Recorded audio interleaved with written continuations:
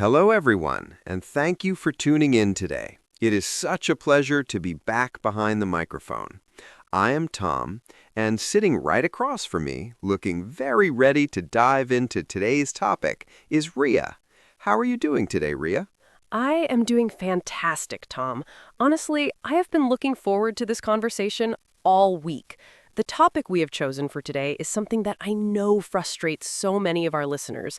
It is something that keeps people awake at night, wondering why they're not making progress. So yes, I am very excited to get into it.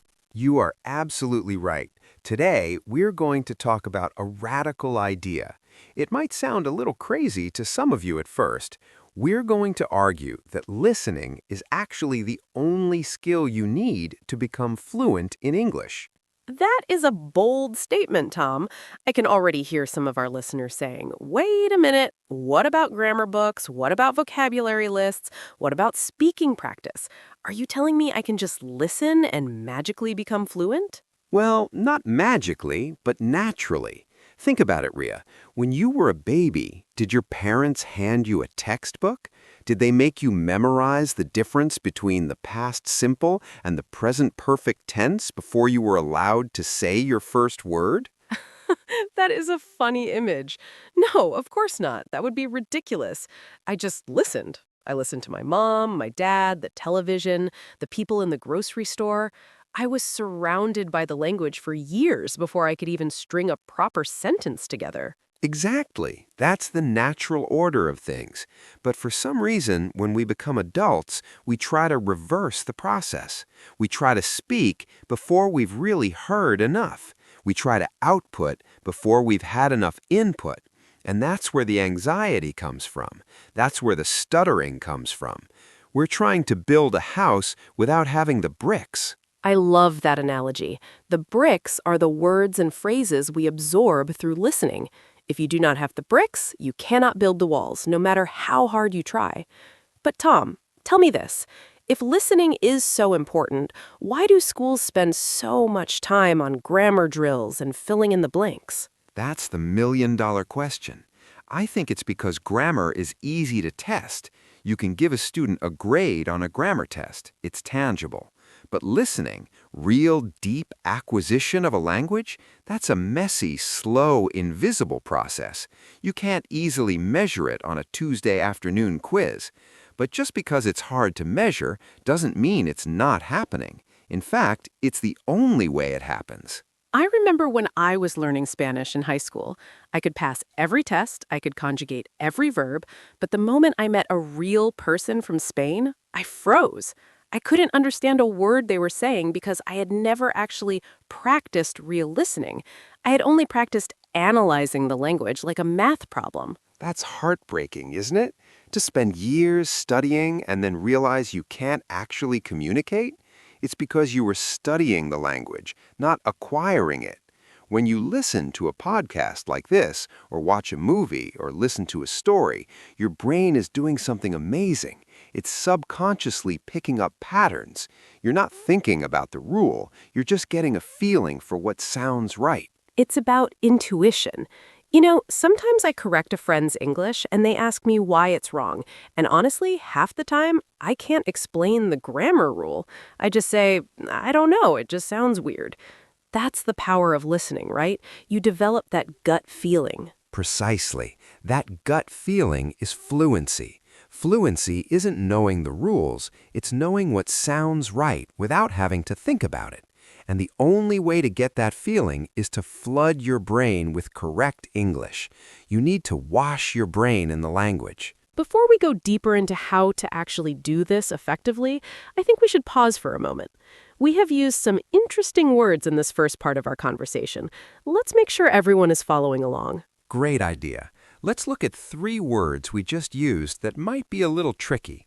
The first word is tangible. I said grammar tests are tangible. This means something that is clear, definite, or real, something you can almost touch or easily measure. The second word is subconsciously. Tom mentioned our brains pick up patterns subconsciously. This means doing something without actively thinking about it. It happens in the background of your mind. And the third word is acquisition. We talked about language acquisition versus language learning.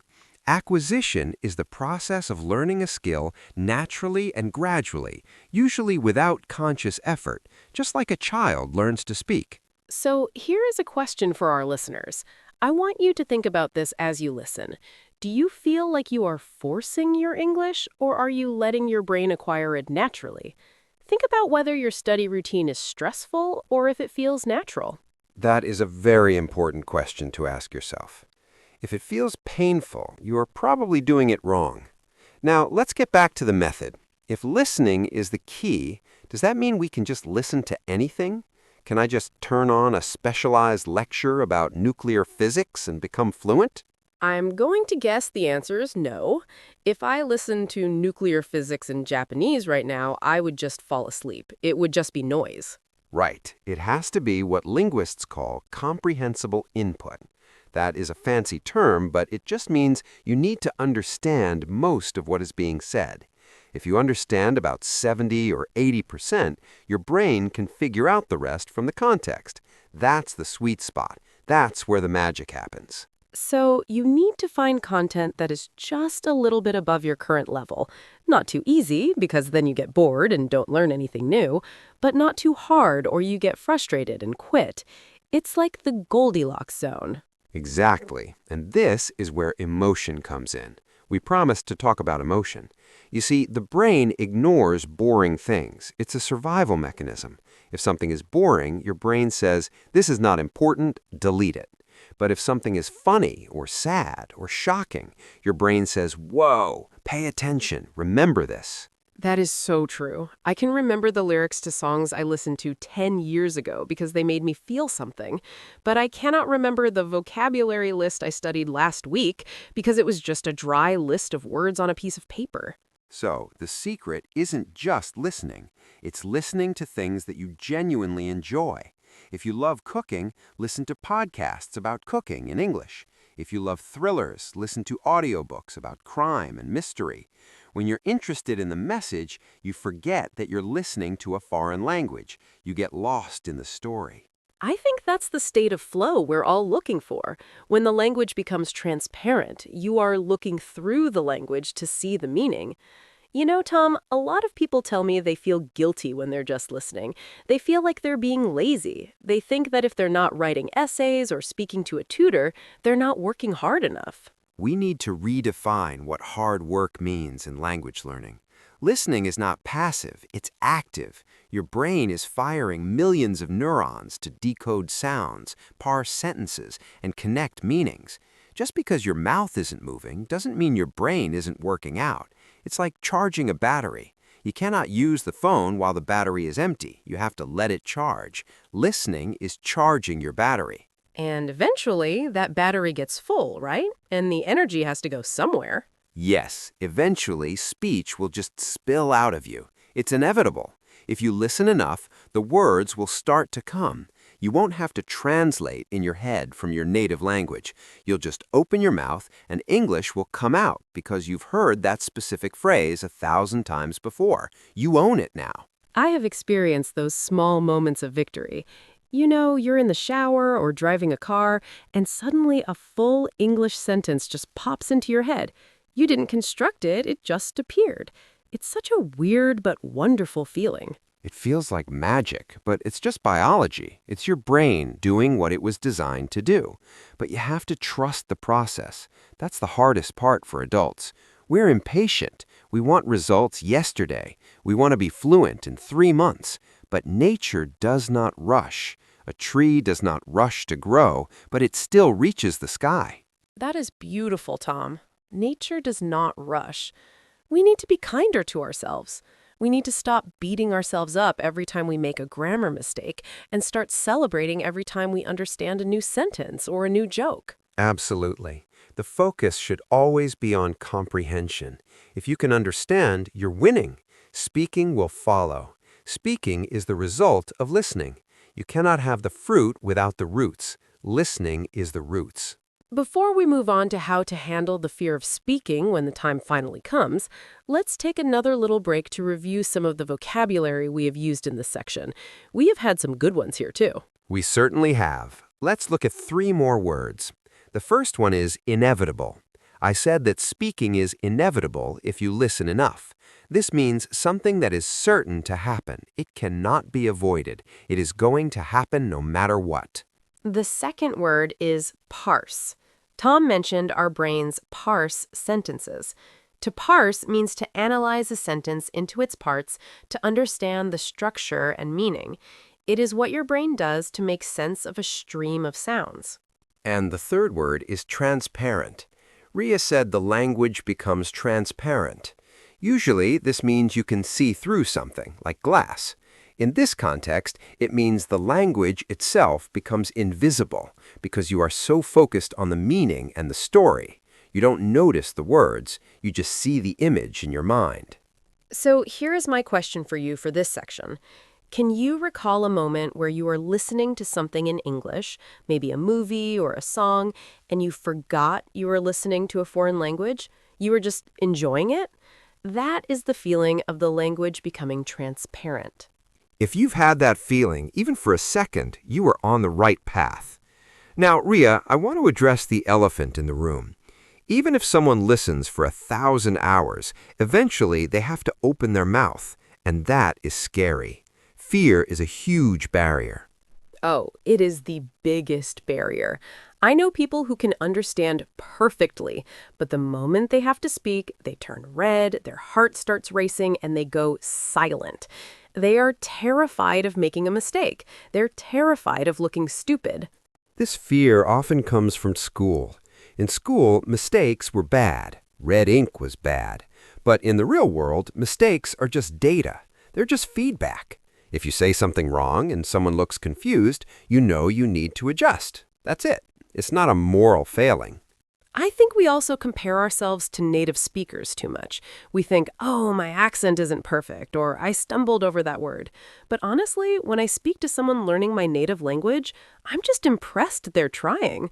I'm not judging their grammar. I'm just happy to connect with them. That is such a crucial perspective. Most people are nice. Most people want to understand you. They're not walking around with a red pen waiting to grade you. Connection is more important than perfection. If you can get your idea across, you have succeeded. So, if I've been listening for months and I feel like I'm ready to start speaking, but I'm still nervous, what should I do? Should I find a tutor? Should I talk to myself? Talking to yourself is actually a fantastic way to start. It sounds a bit crazy, but narrating your day is very powerful. When you're making coffee, say, I'm making coffee. I'm pouring the water. It connects the physical action with the English words without the pressure of someone listening to you. I used to do that. I would have full conversations with myself in the shower. I would pretend I was being interviewed on a talk show. It really helped me get comfortable with the shape of the words in my mouth. And that's the physical aspect of it. Speaking is a physical skill. Your tongue and lips need to learn new muscle movements. Listening trains the brain, but speaking trains the muscles. Shadowing is another great technique. That's where you listen to a podcast like this and you repeat exactly what we say, trying to match our speed and intonation. Shadowing is intense, but it works. It forces you to stop translating and just mimic the sound. It helps a lot with rhythm and melody because English has a music to it, doesn't it? It's not just robot sounds, it goes up and down. It definitely does. And if you only read English, you miss the music, you miss the emotion. That's why listening is superior. You get the vocabulary, the grammar, and the music all in one package. It's the complete package. Tom, what about accents? A lot of listeners worry that if they listen to too many different accents, their accent will be a mess, or they obsess over having a perfect British or American accent. Does that matter? Ideally, you want an accent that's clear and easy to understand. That's the goal. Not to sound like the Queen of England, but to be understood. Actually, listening to many different accents is good for you. In the real world, you'll meet people from Australia, India, Scotland, South Africa. You need to be able to understand all of them, so variety is actually a strength. That is a relief. I think the goal should be your own voice in English, not mimicking someone else perfectly. It is about expressing who you are. Exactly. Your voice, your personality, just in a different code. English is just a tool to show the world who you are. Don't let the tool become the master. You are the master. I love that. We are coming close to the end of our time, but I feel like we have really shifted the perspective today. It feels lighter. It feels less like homework and more like lifestyle. That is the shift we want. If you take one thing away from today, let it be this. Relax. Take the pressure off. Put your headphones on, go for a walk, and just listen to something you love. Trust that your brain is doing the work. You don't have to force it. And be patient with yourself. Celebrate the small wins. Even understanding this podcast is a huge win. Think about all the vocabulary and complex ideas you are processing right now. That is amazing. It really is. You are doing better than you think. Keep listening, keep absorbing, and the speaking will come when it is ready. Before we sign off, let's do one final vocabulary recap. We had a few good ones in this last section about speaking and mindset. Right. Let's look at the final 3 words. The first one is barrier. We talked about fear being a barrier. A barrier is something that blocks or stops movement. It's an obstacle that stands in your way. The second word is intonation. Tom mentioned shadowing helps with intonation. This refers to the rise and fall of your voice when you speak. It's the melody of the sentence that expresses emotion or asks a question. And our final word for today is mimic.